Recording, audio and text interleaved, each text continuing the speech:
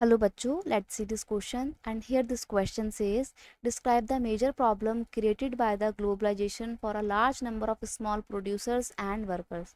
Question आपसे बोल रहा है कि ग्लोबलाइजेशन ने स्मॉल प्रोड्यूसर्स और वर्कर्स के आगे कौन कौन सी प्रॉब्लम क्रिएट की हैं, आपको वो मेजर प्रॉब्लम यहाँ पर डिस्क्राइब करनी है। देखो, ग्लोबलाइजेशन के बहुत अच्छे इम्पैक्ट रहे हैं। इंडिया की इकोनॉमी डेवलप हुई है, जॉब अपॉर्चुनिटीज़ क्रिएट हुई हैं। इंडिया के कुछ सेक्टर जैसे कि आईटी सेक्टर में तो बहुत ज़्यादा डेवलपमेंट हुआ है, लेकिन साथ ही साथ इसके कुछ नेगेटिव इम्पैक्ट भी पड़े हैं इंडिया के स्मॉल प्रोड्यूसर्स और वर्कर क्लास ग्रुप में। अब वो क्या प्रॉब्लम उनके आगे आई है या क्या उनके ऊपर नेगेटिव इम्पैक्ट पड़ा है, ये हम देखेंगे। स्मॉल मैन्युफैक्चरर्स या small producers have been hard hit due to the severe competition. Competition की वजह से ना, जो इंडिया के स्मॉल मैन्युफैक्चरर्स हैं, स्मॉल प्रोड्यूसर्स हैं, उनको बहुत हिट हार्ड हुआ है, क्योंकि अब वो इंटरनेशनल मार्केट में कंपटीशन के आगे ना सरवाइव नहीं कर पा रहे हैं। ऐसे में उनकी फैक्ट्रीज बंद हो गई हैं। बंद इसलिए भी हो गई हैं क्योंकि वो स्मॉल मैन्युफैक्चरर थे, एडवांस टेक्नोलॉजी का इस्तेमाल करके प्रोडक्शन करते नहीं थे, वही पुराने तरीके से प्रोडक्शन करते थे। तो इनका सामान महंगा भी होता था। वही एमएनसी का सामान मशीनों में बनता था, जल्दी बन जाता था, सस्ता भी होता था, तो लोग तो उनका सामान खरीदेंगे ना, उनकी प्रोडक्शन ज़्यादा अच्छी होगी। तो ऐसे में जो स्मॉल प्रोड्यूसर्स हैं उनको बहुत नेगेटिव नेगेटिव इम्पैक्ट का सामना करना पड़ा है। उनकी डिमांड कम हो गई है और वो टफ कंपटीशन फेस नहीं कर पाए हैं।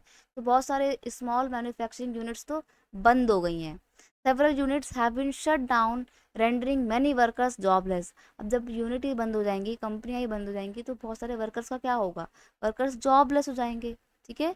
Life of worker are on the whims of employ. और आज के टाइम पे ग्लोबलाइजेशन का एक बहुत ही नेगेटिव इम्पैक्ट वर्कर क्लास की कम्युनिटी के ऊपर ये पड़ा है कि अब वर्कर्स ना पूरी तरीके से एम्प्लॉयर्स के ऊपर, जॉब देने वाले के ऊपर निर्भर हो गए हैं, उसकी दया पर निर्भर हो गए हैं। क्योंकि जब तक एम्प्लॉयर चाहेगा वर्कर को काम पे रखना, वर्कर काम करेंगे। और जैसे ही एम्प्लॉयर का मन भर गया है, वर्कर की ज़रूरत नहीं है, तो वर्कर को उसकी जॉब से निकाल दिया जाएगा।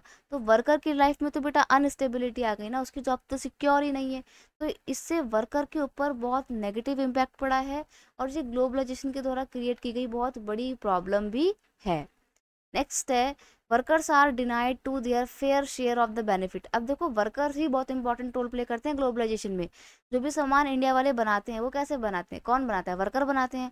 लेकिन वर्कर्स जब इतनी मेहनत करते हैं, उनको ग्लोबलाइजेशन के इस प्रोसेस में कोई फ़ायदा नहीं मिलता है। ठीक है, तो उनके बेनिफिट्स को डिनाई किया जा रहा है।